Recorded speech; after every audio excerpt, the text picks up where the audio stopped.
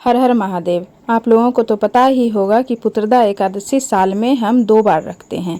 पहला श्रावण मास में और दूसरा पौष महीने में यानी कि पूस के महीने में। लेकिन इन सब में भी श्रावण मास में पड़ने वाली पुत्रदा एकादशी सबसे महत्वपूर्ण होती है। तो चलिए आज हम लोग इस वीडियो में जानते हैं कि श्रावण महीने में पुत्रदा एकादशी कब पड़ेगी। श्रावण मास की एकादशी को पवित्र उत्पन्ना एकादशी भी कहते हैं और इस दिन भगवान विष्णु की विशेष पूजा करने का विधान है। इसके साथ ही इस एकादशी पर भगवान शिव की पूजा करने का भी अत्यंत पुण्य लाभ है, क्योंकि यह सावन महीने में पड़ रही है।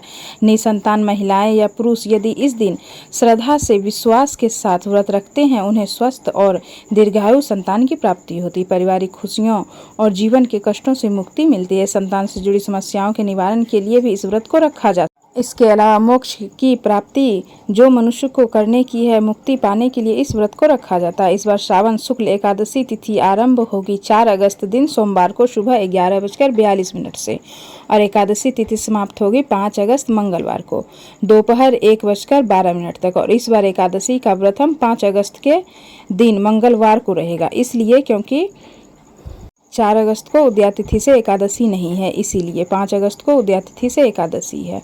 मंगलवार के दिन पूरा दिन व्रत रखने के बाद अगले दिन सुबह व्रत खोला जाएगा। इस बार सावन महीने की आखिरी मंगला गौरी व्रत भी मंगलवार के दिन पड़ेगा, तो आप दोनों व्रत एक साथ भी रख सकते हैं। मंगलवार के दिन ब्रह्म मुहूर्त सुबह 4:02 से 4:42 तक रहेगा।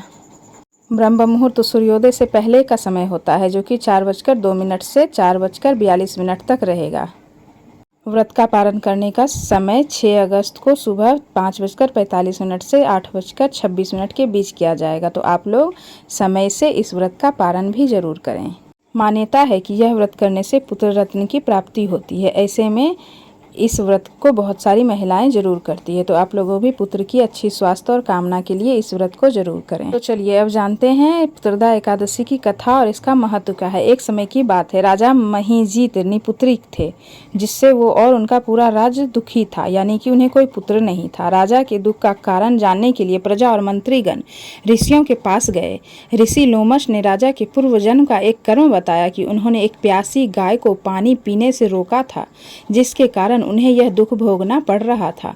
लोमस ऋषि ने बताया कि श्रावण शुक्ल पक्ष की एकादशी, जिसे पुत्रदा एकादशी भी कहा जाता है, इसका व्रत करने से सह पाप नष्ट हो जाएगा, राजा को पुत्र की प्राप्ति होगी। प्रजा ने ऋषि के आज्ञा अनुसार पुत्रदा एकादशी का व्रत किया और उसका फल राजा को समर्पित कर दिया। इसके प्रभाव से रानी ने गर्भ धारण किया और उन्हें एक तेजस्वी पुत्र की प्राप्ति हुई, इसलिए इस एकादशी को पुत्रदा एकादशी कहा जाता है। इसका महत्व बहुत ज्यादा है। तो आप लोगों को पुत्रदा एकादशी की हार्दिक शुभकामनाएं। भगवान विष्णु और महादेव आप लोगों की जो भी इच्छा हो, जो भी कामना हो, वो पूर्ण करे। अगर आप लोगों को मेरी वीडियो अच्छी लगी हो तो कमेंट बॉक्स में हर हर महादेव जरूर लिखें और ये वीडियो दूसरे के साथ शेयर जरूर करें। हर हर महादेव।